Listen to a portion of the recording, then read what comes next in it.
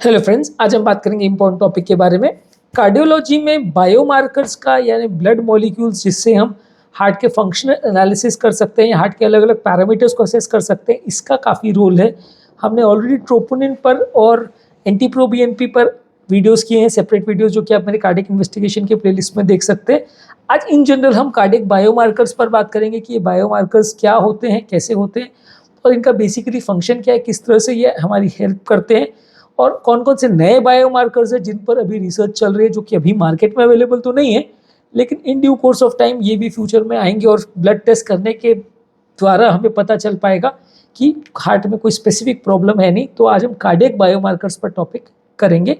Topic पर जाने से पहले जो लोग हमारे चैनल पर नए हैं उन्हें रिक्वेस्ट करेंगे कि चैनल को सब्सक्राइब करें। ऐसा करने से चैनल को कंटिन्यू करने के लिए हमें मोटिवेशन और इंस्पिरेशन मिलती है। सबसे पहला और सबसे इंपॉर्टेंट बायोमार्कर है ट्रोपोनिन। हमने ऑलरेडी इस पर एक डिटेल वीडियो किया है। ट्रोपोनिन बेसिकली एक एंजाइम होता है, एक प्रोटीन होता है जो कि ब्लड के अंदर रिलीज होता है। जो हार्ट की मसल जब डैमेज होती है, जब हार्ट अटैक आता है, बेसिकली ये हार्ट का एक स्ट्रक्चरल प्रोटीन है जो हार्ट के मसल्स को बांधने के काम आता है।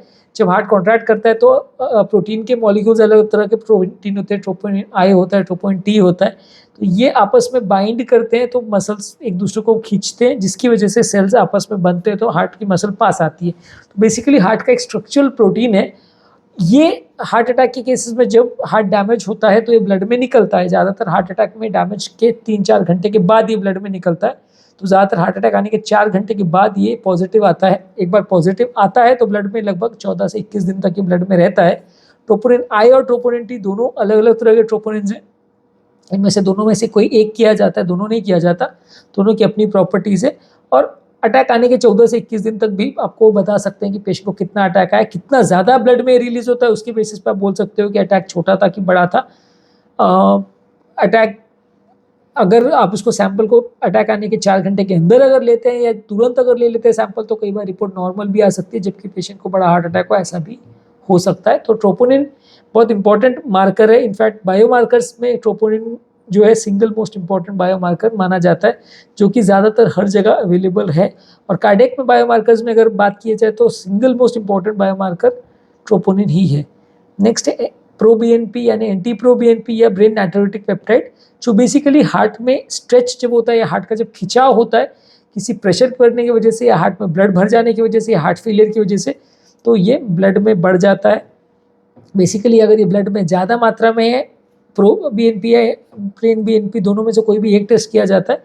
दोनों की अपने स्पेसिफिक कट ऑफ वैल्यूज़ होती हैं। अगर इससे ज़्यादा है ये वैल्यू में तो इसका मतलब ये है कि पेशेंट को हार्ट फेलियर है, और अगर उससे कम है तो फिर हम मान सकते हैं कि पेशेंट को जो सांस फूलने का प्रॉब्लम हो रहा है या कार्डियक सिम्टम्स हो रहे हैं वो हार्ट फेलियर की वजह से नहीं, कोई लंग्स का या कोई दूसरा कारण हो सकता है।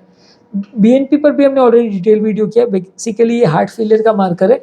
ये हर केस में नहीं यूज़ करते, ये वहाँ पे हम यूज़ करते हैं जहाँ पे बाकी टेस्ट या इको या ईसीजी के बेसिस पे डिसाइड करना मुश्किल हो पा रहा है। पेशेंट को हार्ट का प्रॉब्लम है कि लंग्स का प्रॉब्लम है, सिम्टम्स है, पेशेंट को सांस का तकलीफ हो रहा है, लेकिन प्रॉब्लम कहाँ पे है वो नहीं समझ में आ रहा है, तो वहाँ पे हम इसको बेसिकली यूज़ करते हैं। तो ट्रोपोनिन बेसिकली हार्ट अटैक का एंजाइम है, anti pro BNP heart failure का एंजाइम है।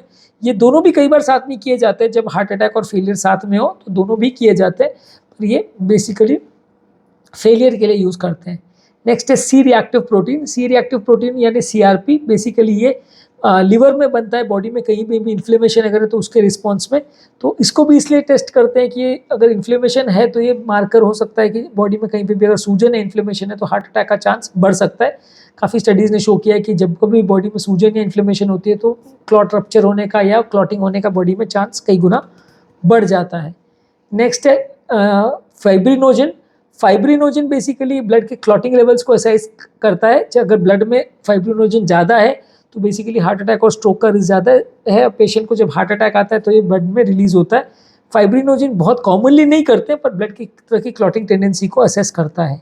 नेक्स्ट है डी डाइमर। डी डाइमर भी एक बेसिकली क्लॉटिंग से रिलेटेड प्रोटीन है। जब कभी बॉडी में कहीं पे भी क्लॉट बनता है, चाहे पाँव की नलियों में या लंग्स की नलियों में कहीं पे भी क्लॉट बनता है, तो ब्लड में डी डाइमर पॉजिटिव आता है। ये बेसिकली अगर पॉजिटिव आता है तो कंफर्म करता है कुछ हद तक कि पेशेंट को हार्ट एम्बोलिज्म या डीप वेनस थ्रोम्बोसिस का प्रॉब्लम है। ये हार्ट अटैक में यूजली पॉजिटिव नहीं आता है, ये कोई वीनस क्लॉट अगर है तो उसमें ज़्यादातर पॉजिटिव आता है, और ये एम्बोलिज्म की बीमारी के लिए ज़्यादातर यूज़ करते हैं। अगर ये नॉर्मल आता है तो काफ़ी हद तक एम्बोलिज्म या डीप वेनस थ्रोम्बोसिस को रूल आउट करता है, पर अगर ये पॉजिटिव आता है तो ये बहुत नॉन स्पेसिफिक चीज़ है, कहीं पे भी क्लॉट अगर बॉडी में तो पॉजिटिव आ सकता है, तो इसलिए इतनी रिलायबिलिटी नहीं है। यानी इसकी नेगेटिव प्रेडिक्टिव वैल्यू अच्छी है, यानी रिपोर्ट नॉर्मल है तो आप रूल आउट कर सकते हो कि पेशेंट को एम्बोलिज्म या डीवीटी नहीं है। पॉजिटिव है तो उसकी वैल्यू कंपेरेटिवली कम है, उसको रिकन्फर्म करने के लिए सीटी एंजियो लगता है। नेक्स्ट है मायोग्लोबिन। मायोग्लोबिन बेसिकली हार्ट के टिश्यू के अंदर पाया जाने वाला प्रोटीन है, जो कि हार्ट मसल में रहता है। ये भी हार्ट अटैक के केस में ब्लड में रिलीज होता है। जब किसी को हार्ट अटैक होता है तो मायोग्लोबिन ब्लड में आता है। ये ट्रोपोनिन से कुछ घंटे पहले आ जाता है, तो इसलिए थोड़ा अर्ली मार्कर है। अगर ये ब्लड में पॉजिटिव आ रहा है तो फिर ये इंडिकेट करता है कि किसी को हार्ट अटैक हुआ है, और उसमें आपको असेस करने में मदद करता है। इसके अलावा है CK-MB यानी क्रिएटिन काइनेज MB फ्रैक्शन यानी मायोकार्डियल फ्रैक्शन, जो है वो भी हार्ट अटैक के लिए किए जाने वाले एक बायोमार्कर है। अगर किसी को क्रिएटिनिन काइनेज ब्लड में पॉजिटिव आ रहा है तो वो हार्ट अटैक का इंडिकेटर है। ये हार्ट अटैक आने के 2-3 घंटे में पॉजिटिव आता है, यानी ट्रोपोनिन से कुछ पहले आता है, और 2-3 दिन तक रहता है ब्लड में पॉजिटिव। अगर क्रिएटिनिन काइनेज में MB फ्रैक्शन अगर ज़्यादा है, यानी मायोकार्डियल फ्रैक्शन अगर ज़्यादा है, तो वो इंडिकेट करेगा कि डैमेज हार्ट की मसल में हुआ है। बाकी कोई भी मसल अगर डैमेज हो तो ये रिलीज हो सकता है। तो ये कंपेरेटिवली ट्रोपोनिन जितना स्पेसिफिक नहीं है, उतना एक्यूरेट नहीं है, इसलिए ज़्यादातर इसको कम यूज़ करते हैं।